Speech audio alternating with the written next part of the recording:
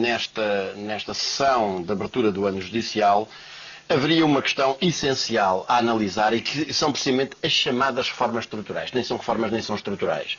Aquilo para que a Troika aponta em matéria de justiça é simplesmente a lógica do grande capital em matéria de justiça. Quer tribunais a funcionar, os tribunais que lhe interessam, a funcionar depressa, digamos eficazmente.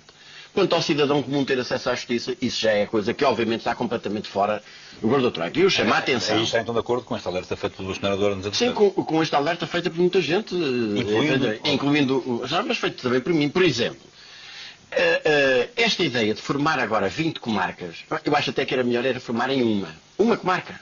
Uma comarca para todo o país. E depois tinham assim um bando de rebeldes errantes de juízes, funcionários e procuradores que iam para aqui e para acolá. Porque em nome da poupança de despesas, nós estamos a desertificar regiões inteiras. E a impor... Há tribunais, nomeadamente no interior, que vão fechar. Que vão fechar.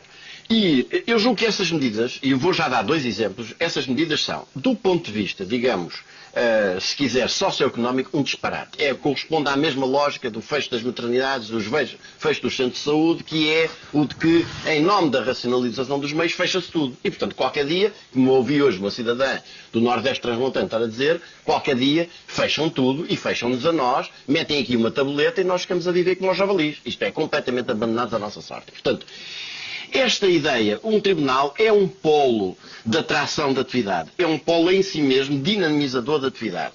É também uma afirmação da soberania do Estado e de um direito fundamental dos cidadãos. E, portanto, não se fecha um tribunal, com base na lógica das contas do Cieiro. Basicamente 50 tribunais. Sim, não se fecha um tribunal com base numa lógica de contas de mercearia e dizendo, e portanto tens menos de 250 processos, ou até tens mais, como é o caso do Tribunal da Avis, mas mesmo assim, em nome deste conceito, digamos, esta ratio custo, número de processos, então tens de fechar. Porque isto conduzirá a uma desertificação ainda maior de uma faixa que já hoje vai para os 70, 80 km em todo o leste do país, de norte a sul, agravará isso. Agora, segundo ponto, muito mais grave ainda do que isso, é do ponto de vista dos cidadãos, este mapa judicial significa a denegação do acesso do cidadão comum, do cidadão pobre, do trabalhador, à justiça. Por exemplo, extingue-se o Tribunal de Trabalho de Sines, Sines, zona industrializada, onde há uma elevada concentração de trabalhadores, e obriga-se um trabalhador, para defender os seus direitos,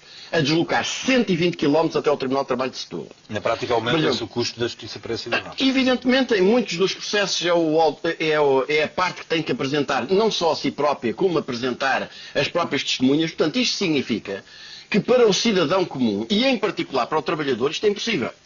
Mas não é só neste caso, isto não é um exemplo. Por exemplo, Castro Daires vai ser encerrado. E digamos, fica apenas, digamos, os processos ficam apenas afetos a São Pedro do Sul. Ora, de certas zonas de São Pedro do Sul, do conceito de Castro Daires, o governo pegou um governo, não faz a menor ideia do que é o país, pegou num mapa de Portugal, pegou num compasso e diz, se é do Conselho A, se é do Conselho B, e está a 25 km, não dá, independentemente dos meios de transporte, estão ao serviço das populações. E o que é que significa, por exemplo, hoje, cidadãos de uma freguesia de um extremo do Conselho de Castro Daire têm de se deslocar a São Pedro do Sul. Com os transportes atuais significa que eles fazem 50 km de táxi. E nenhum cidadão, elemento do povo hoje, tem dinheiro para pagar uma coisa dessas, ou vai de véspera e tem de dormir na rua, também não tem dinheiro para pagar uma pensão ou um hotel. Portanto, isto significa negar a justiça, não naturalmente às grandes empresas, essas estão concentradas nos tribunais das grandes metrópoles, mas ao cidadão comum de alto a baixo do país. E isto deveria ter sido, eu penso que isto era o essencial que devia ter sido. Vamos lá ver. E eu acho que o que está mal não é os trabalhadores do Banco de Portugal terem o subsídio de férias e o subsídio de Natal.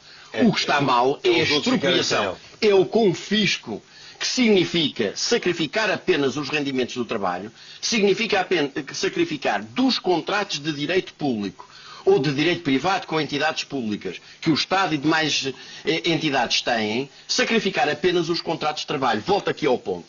Estas medidas significam que apenas os titulares dos rendimentos de trabalho são sacrificados. Os rendimentos de capital ficam de fora. E em termos de contratos, os contratos de direito público de trabalho, esses são atingidos. Nos contratos de direito público, por exemplo, das parcerias público-privadas, que enchem o bolso às motas todas neste país, ao Banco Espírito Santo e a outros que tais, aí ninguém toca.